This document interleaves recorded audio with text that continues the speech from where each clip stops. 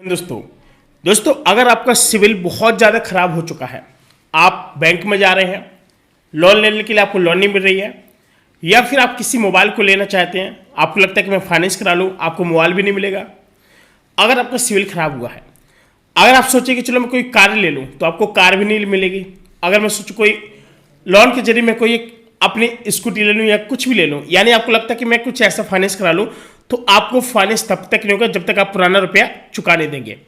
बात समझिएगा। बहुत सारे हमारे कई सारे गांव क्षेत्र के लोग हैं, उन्होंने कहा है कि सर मैंने अभी तक कोई भी रुपया जो मैंने लोन ली थी वो भी मैंने चुकाया है, और मैंने फाइनेंस भी कराई थी गाड़ी को, वो भी मैंने अभी तक वहाँ पर पैसा जमा किया है। अब आप ये बताइए कि आपने जो लोन ली थी वो भी नहीं जमा किया भारत सरकार की। अब बहुत सारे लोग बोले कि सर मेरे तो सर किसान लोन थी, मैंने इसलिए जमा नहीं किया। आप ये बताइए, सरकार की अगर कोई दूसरी भी स्कीम आती है, क्या आप उसका फ़ायदा उठा पाएंगे? बताइए। बहुत सारे लोग कमेंट में कर रहे थे, हाँ सर हम सर फ़ायदा उठा लेते हैं सर, हमने सर पिछला लोन जमा नहीं किया, हमें फिर से लोन मिल गया और हम उसका भी यूज कर रहे हैं। देखिए सर, मेन चीज़ है कि आप एक किसान वर्ग के हैं तो आपको तो चलो सरकार लोन दे रही है, लेकिन जो नॉर्मल जो लोग जॉब कर रहे हैं, इन लोगों को दोबारा कतई बिल्कुल भी लोन नहीं दी जा रही है, आपको पता है। और अब और ज़्यादा इन्वेस्टिगेशन हो रही है, अब उन लोगों को भी लोन नहीं दी जाएगी। अब ऐसे व्यक्ति है जिन लोगों ने अभी तक जो पैसे जमा नहीं किया, अब उन लोगों को भी लोन नहीं मिलेगा। समझ रहे बात को? अब इस कंडीशन में क्या करना पड़ेगा? बहुत सारे हमारे जो पब्लिक है उनके रिएक्शन बहुत तरीके के आ रहे हैं, सर मुझे क्या करना चाहिए?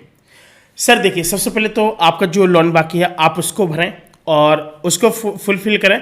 इसके बाद ही आपको, जैसे कोई गाड़ी ले रहे हैं, कोई भी चीज़ अगर आप लोग सोच रहे हैं कि चलो मैं फाइनेंस में दूसरी गाड़ी ले लूँ, तो आपको तब तक नहीं मिलेगी जब तक आप उसको चुकता नहीं कर देंगे।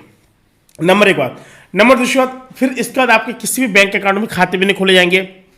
आपको लगता है कि इस वाले बैंक अकाउंट में मेरा खाता है और मुझे कोई दिक्कत नहीं, एक ही बैंक का तो लॉस है, तो आप ये मत सोचिए, इस भूल में मत रहिए, क्योंकि जहां पर आपका पैन कार्ड लगा है, आधार कार्ड लगा है, मोबाइल नंबर लगा है, ये चीज़ आपकी ऑटोमेटिकली अपडेट कर देंगे और डेटा शो हो जाएगा आपका। बात समझिएगा।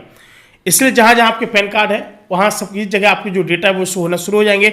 इसलिए हम आपको कह रहे हैं कि कृपया करके जो आप लोगों को जो लोन बचा है उसको भी आप लोग जमा करें, और आप लोगों जितने भी जो फाइनेंस से काम कराए हैं और जितनी सारी किस्त बाउंस हुई हैं उसको भी जमा करें। इसके बाद ही आप लोग किसी भी दीपावली दशहरा तक आप लोग किसी बाइक को ले पाएंगे। ये समझिएगा।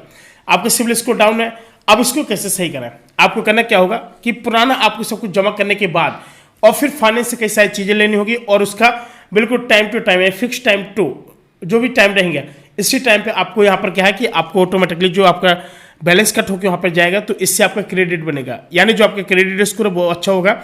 इससे के साथ ही लगेगा लोगों को कि हाँ अब इनका जो सिविल स्कोर है बहुत अच्छा है।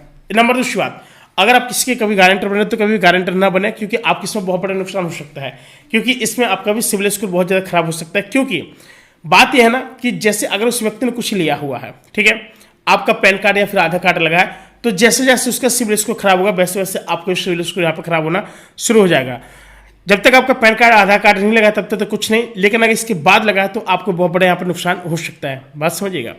साथ ही नंबर तीसरी बात, अगर कभी भी कोई व्यक्ति आपसे बोलता है कि चलो मुझे लोन लेनी है या फिर मुझे कोई गाड़ी लेनी है या फिर कार लेनी है, कभी भी ऐसे लोगों को फिर गाड़ी जो गारंटर है वो मत बनाए। अगर बन भी रहे तो अपना डॉक्यूमेंट्स बिल्कुल भी मत लगाएं, और पहली बात अगर आपने कहीं पर साइन कर दे तो आपकी बड़ी मुसीबत पड़ सकती है, ठीक है। और नंबर चौथा मैं आपको बता दूं कि यहाँ पर जितने भी सारे लोग बोलते हैं कि चलो हम अपना जो लोन है अगले साल चुका देंगे, ठीक है, काफ़ी सारे लोग बोलते हैं, काफ़ी सारे गांव देहात में काफ़ी सारे लोग बोलने लगते हैं, लेकिन चीज़ याद रखना, आप चाहे जिस गांव से चाहे शहर से हो, अगर आपने लोन लिया है तो बैंक आपको और जो आपसे जो लोन है वो ले लेगी। और नंबर 5 बात, अगर आपने कभी जैसे लोन ले लिया, आपको लगता है कि हमें कोई दिक्कत नहीं हो रही, कोई नहीं आ रहा हमारे यहाँ पे, तो जो बैंक के जो कर्मचारी होंगे वो लोग तो कुछ नहीं करेंगे, लेकिन जिस कंपनी के जो आपने गाड़ी लिया उनके जो कर्मचारी होंगे वो लोग आपके पास आएंगे, आपको क्या कहेंगे कि टूटी लगा करके आपकी गाड़ी को ऐसे खींचते हुए ले जाएंगे। या तो आप उतनी मतलब गाड़ी का रुपया दे दो या फिर गाड़ी को बेच करके वो क्लेम भर दो तो काम हो जाएगा। बात समझिएगा। तो इस तरीके से ये सारी चीज़ें होती हैं। और अगर आपने होम लोन लिया, जैसे मकान बनवाया, लोन नहीं चुका रहे, तो जो मकान है, मकान में पहले डल जाएगा ताला, फिर उस होगी उसकी नीलामी, उतने रुपए में जितने मतलब तक का वो मकान बना हुआ है और जितनी लोन ली थी, अगर आपने उसका रुपये भर दिया तब तो आप ही का रहेगा मकान, अगर आपने नहीं भरा तो फिर ये मकान आपका ना होकर के किसी और का हो जाएगा। बात समझिएगा।